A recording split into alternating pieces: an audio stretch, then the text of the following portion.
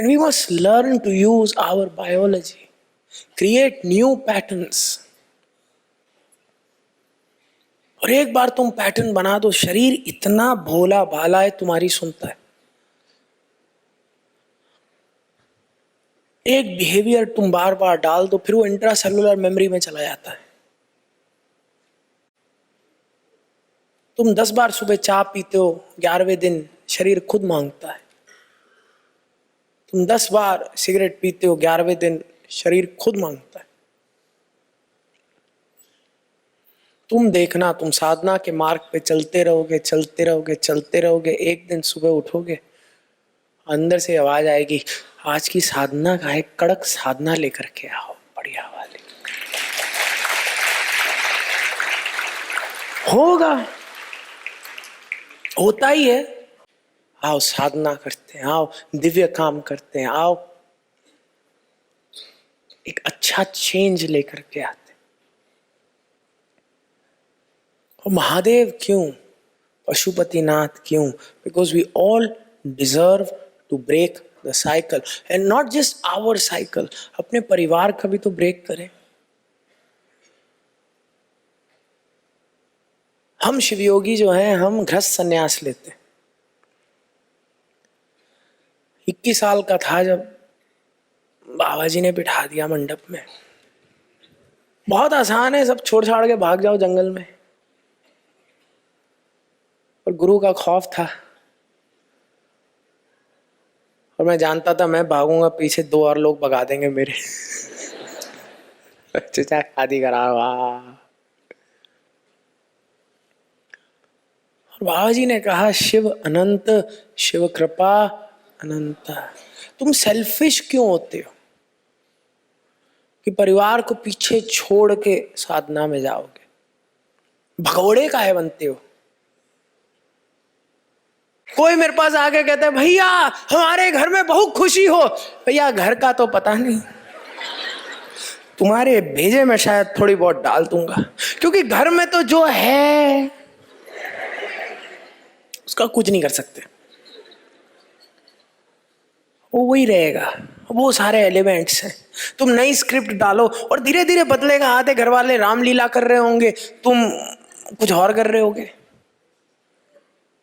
फिर शायद 1-2 बच जाएंगे राम रावण, फिर तुम्हारी एक और स्क्रिप्ट होगी, और फिर जाके वो भी शायद, गारंटी नहीं दे रहा,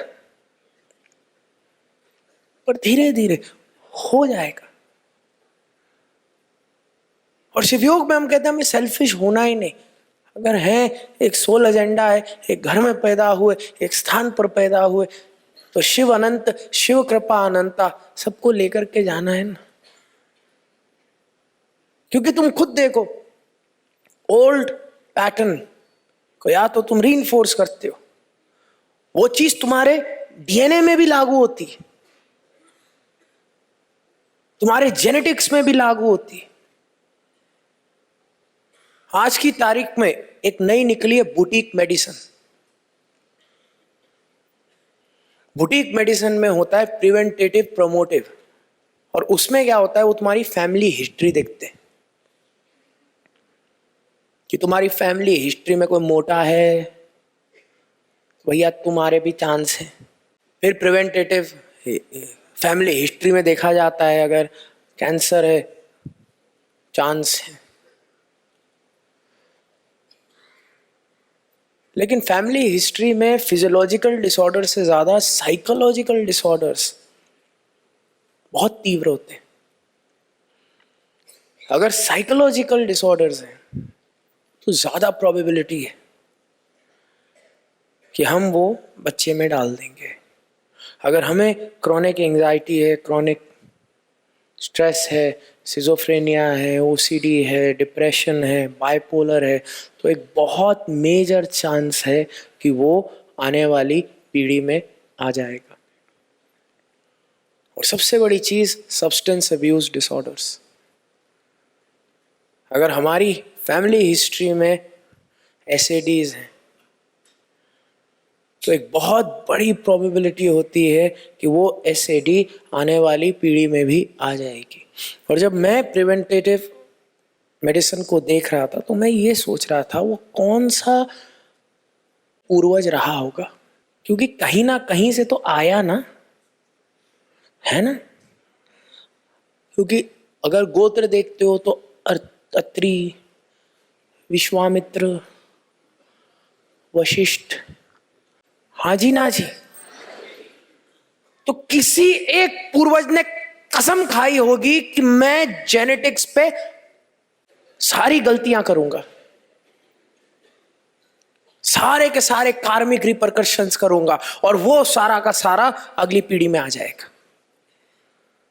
और फिर अब दूसरे वाले के हाथ में, do I build up upon the old or should I create a new?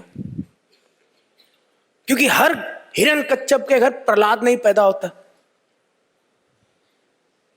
बहुत कम होते हैं तुम जैसे।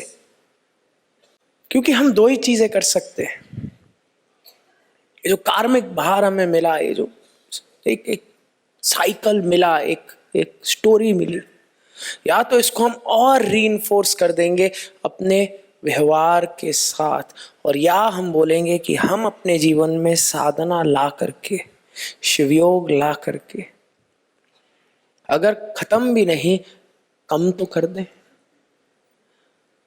और अगर हम कम कर देंगे तो हमारा बेटा शायद न्यूट्रल कर देगा, और अगर उसने न्यूट्रल कर दिया तो शायद जो आने वाली पीढ़ी होगी वो पॉजिटिव कर दे, और शायद उसके बाद वाली जो पीढ़ी होगी वो सिद्ध ही कर दे, क्यों नहीं।